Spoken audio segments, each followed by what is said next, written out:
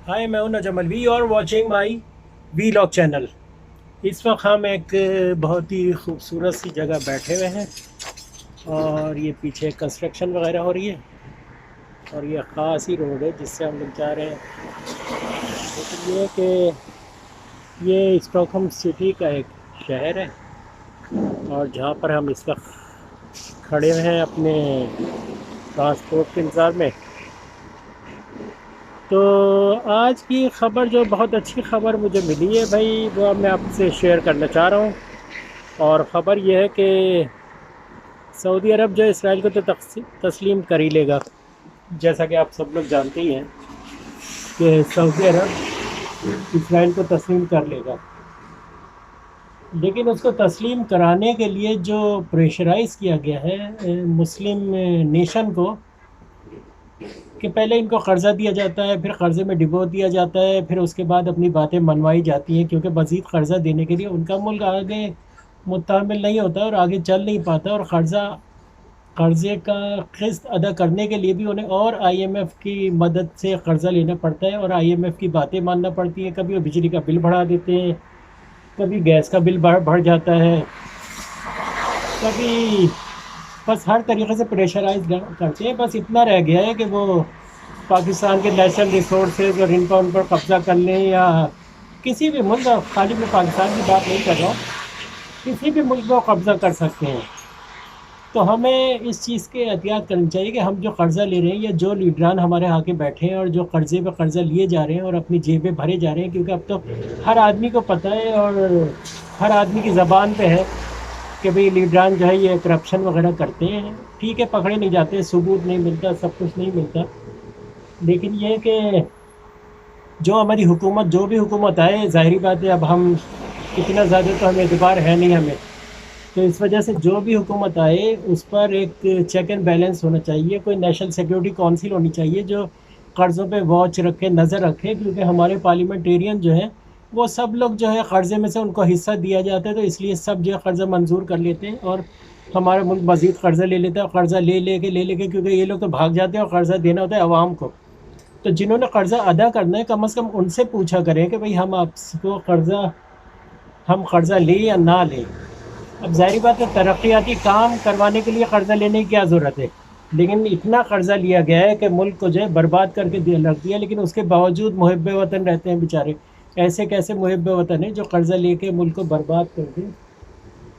तो इस चीज़ को जो है ज़रा हमको सोचना चाहिए इस बारे में। और यही मिडल ईस्ट कंट्रीज़ का हाल है कि उनको ऐसे चक्कर में फंसाया गया है कि आज वो इसराइल को तस्लीम करने का हर हाल में उन्हें करना पड़ेगा। अगर नहीं करेंगे तो उनके ऊपर पाबंदियाँ लगेंगी, सैंक्शन लगेंगी और उसके बाद जो है उनको जो है नोचा खसोटा जाएगा और हुकूमत गिराने की धमकी दी जाएगी या बादशाह ख़त्म करने की। और उसके बाद वो मान लेंगे। नहीं, मिडल ईस्ट कंट्री, मेरा किसी ख़ास किसी ख़ास कंट्री की बात नहीं कर रहा, बस मिडल ईस्ट का नाम ले रहा हूँ। और आप लोग जानते हैं कि कौन कौन से मुल्क हैं। तो यूएई, उसकी भी इकॉनमी ख़राब हो रही थी और ज़ाहिरी बात है ये ऑयल की प्राइसेस कम करना जो है, अब आपको पता लग रहा होगा कि ये सब नूरा कुश्ती थी। उसकी वजह ये कि पहले प्राइसेस ऑयल की गिराई गई जब इन मुल्कों के ऊपर कर्ज़ा चढ़ गया और मज़ीद अपनी हुकूमत और बादशाह चलाने के लिए कर्ज़ा मज़ीद लेना पड़ा या लेना पड़ रहा है। तो अब आप देखिएगा फ्यूचर में कि ये सऊदी अरब, ये कंट्री जो बड़े अकड़ के फिरते थे, जिन्होंने कोई अपनी डेवलपमेंट वगैरह नहीं की है, अपने मुल्क में गाड़ियाँ नहीं बनाई हैं, पैसा इतना इनके पास था कि पैसा ले लेके कर्ज़े ले लेके और अपने मुल्क को जो है आज बर्बाद कर लिया है। अब ज़ाहिरी बात है, दुनिया में जितनी भी महंगी गाड़ियाँ बनती हैं, फरारी गाड़ी ले लें, मर्सिडीज़ बेंज ले लें, रोज़ राइस ले लें या लंबोर्गिनी गाड़ियाँ ले लें, ये सब की सब जो है वहाँ पे आम पुलिस वालों और इनको उनको दी गई है।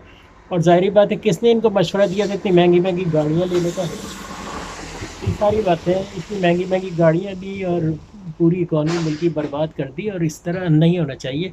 कम से कम ये अपने मुल्क में कोई टेक्नोलॉजी लेते हैं, कोई गाड़ी बनाते हैं, कुछ करते, तो आज इनको ये नहीं देखना पड़ता। अब इनको मशवरे भी जो दिए जाते हैं वो भी बड़े आला तरीक़े के मशवरे दिए जाते हैं। यानी मशवरों में भी उन्हीं की कमाई होती है जो मशवरे देने वाले हैं। मशवरे जो देते हैं वो भी लगता है बिकाऊ हैं इनके। कि अब जैसे एक बहुत बड़े शहर बसाने का मशवरा दिया गया सऊदी अरब में कि एक नया शहर बनाया जाए, डिजिटल कंट्री, और दुनिया की हर फैसिलिटीज़ वहाँ पे और सब कुछ हो, और खूब कंस्ट्रक्शन किसको मिलेगी? कौन कंस्ट्रक्शन कर रही है? अमेरिकन कंपनियाँ। जितनी इलेक्ट्रॉनिक डिवाइस है, सारी चीज़ें, नई टेक्नोलॉजी आएगी, वो भी अमेरिकन। तो ये हर तरीक़े से लूटा जा रहा है, और पता नहीं किस तरह के यहाँ इनके प्लानर हैं, क्या हैं, कि मुल्क को बर्बाद करके रख दिया। आप फ्यूचर में देखिएगा कि खाने काबा के बाहर पाकिस्तानी खड़े होते थे पहले, तो अब ये भी खड़े हुए आपको दरवाज़ों पे नज़र आएंगे, हाथ बांधे हुए। देख लीजिएगा, क्योंकि अब मेरी समझ में नहीं आता कि भाई एक आम आदमी, जब मैं इनके चक्करों को समझ रहा हूँ, एक आम आदमी, तो ये लोग तो मुझसे ज़्यादा इस बारे में सोचते होंगे कि भाई मुल्क को चलाने के लिए टेक्नोलॉजी चाहिए होती है, मुल्क में कोई बिज़नेस हो, कोई कंपनी लगे, कुछ हो। और ये बहुत कुछ कर सकते थे जब तेल की कमाई हो रही थी। अब तेल की कमाई ऐसे ऐसे बंद हो रही है, दुनिया में इलेक्ट्रिक गाड़ियाँ वगैरह आ गई हैं। आगे जो है ये जो हमारे प्लांट वगैरह हैं एनर्जी के, ये भी सारे सोलर एनर्जी से चलने लगेंगे।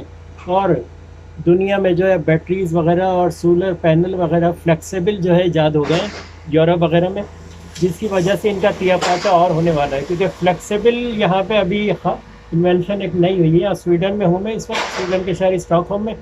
और आपके राइट साइड पे बेल आइकन है, वो दबाएं और सब्सक्राइब करें, और रेड का निशान है उसको दबा दें, और फेसबुक पे इस वीडियो को शेयर करें, ताकि लोगों को जो है इस बारे में लोगों को समझ आए कि क्या है, क्या सूरत हाल है।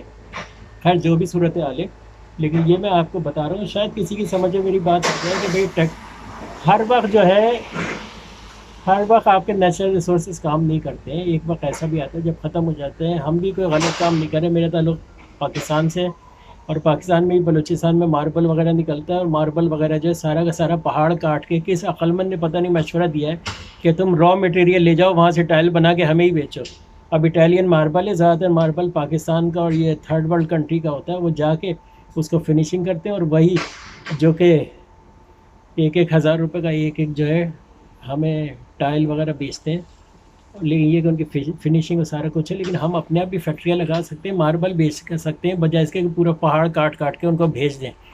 इसी तरह गोल्ड है, अभी पीछे वो नवाज शरीफ के दौर में गोल्ड की कंपनी को जो है कमीशन वगैरह खा के उनको ठेका दे दिया गया था, और एग्रीमेंट ऐसे किए गए थे कि अगर हमने इन चीज़ों को वापस किया तो हम तुम्हें जो है $6 बिलियन जो है हर्जाना देंगे। अब हर चीज़ में उनका कमीशन था, वो हर्जाने में से भी उनका कमीशन था।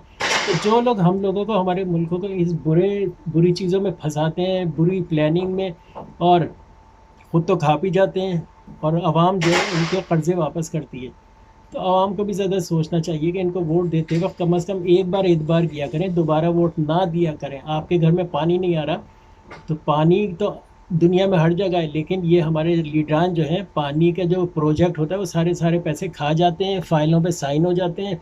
जो लोग जो टेंडर वगैरह पास करने वाले हैं, वो सब पैसे वैसे लेके जो है ये काम करते हैं।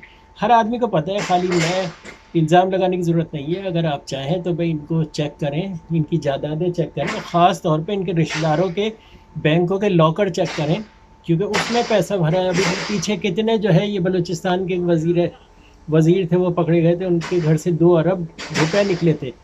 और इसी तरह बहुत ज़्यादा पैसा निकलता है, और ये कि ये नहीं पता लगता कि उनका क्या हुआ, उन्हें सज़ा भी मिली है या कोई पैसे ज़ब्त हुए हैं, क्या हुआ है, कुछ पता नहीं लगता। तो उससे तो ऐसे लगता है कि भाई जो पैसे निकलते हैं उसमें भी हिस्से बखड़े हो जाते हैं।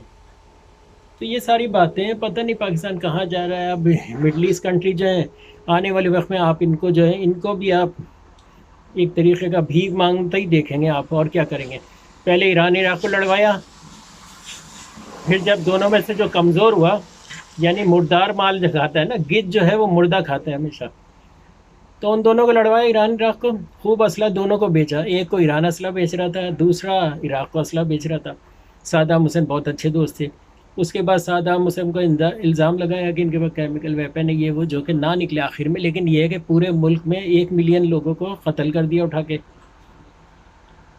फिर उसके बाद जो जंग की गई उनसे, उसके पैसे भी जो है सऊदी अरब और कुवैत वगैरह से वसूल किए गए, जिसकी वजह से सऊदी अरब जो है वर्ल्ड बैंक से कर्ज़ा लेना पड़ गया, मखरूज हो गया।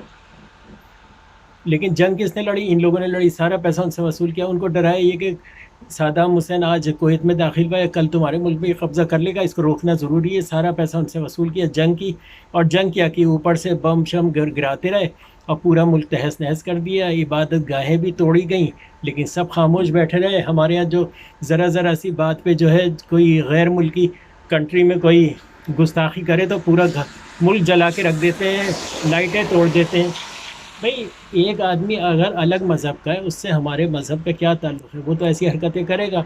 और आग लगाने के लिए बहुत सारे लोग हैं, लेकिन हमें तो अक्लमंद होना चाहिए। तो ये सारा था। खैर, बेल आइकॉन दबाएं, सब्सक्राइब करें, फेसबुक पे शेयर करें इस चैनल को। मैं हूं नजम अलवी और वाचिंग माई वीलॉग चैनल। आइंदा भी देखते रहेंगे, और मुझे कोई राय दें आपकी, और उसमें लिखें कि भाई क्या है। तो ये सारी बातें हैं। अब पता नहीं कहाँ जा रहा है। हम तो बहुत अक्लमंद बनते हैं, दुनिया भर में तालीम भी हासिल ऑक्सफोर्ड से करते हैं, लेकिन ऑक्सफोर्ड पे पढ़ने के बाद अपने आप को जो है ब्रेडफोर्ड बना के रख देते हैं। ये है सारी बात। क्या किया जाए, इसका कोई हल तो है नहीं। बस हल इतना है कि पढ़े लिखे होते अगर, तो हम ये ख़त लिखते वाली बात है। अब पढ़े लिखे होने के बाद भी हम कुछ कर नहीं पा रहे हैं, और इस किस्म के गाने जो है वो हम ही लोगों के ऊपर फिट होते हैं। तो ये करना चाहिए कि कम से कम जो भी लीडरान आए, आप देख के वोट दें, ऐसे लोगों को वोट दें जो आप लोगों के लिए फैसिलिटीज़ करें, बजाय इसके कि आप लोगों को मुसीबत में कर्ज़ों में डुबोएं और ख़ुद इंग्लैंड भाग जाए और जायदादें ख़रीद लें। ये सारी बातें चलें। बेल आइकन सब्सक्राइब करें। मैं हूं नजम अलवी, और वाचिंग माई वीलॉग चैनल। शुक्रिया, खुदा हाफिज़, बाय बाय।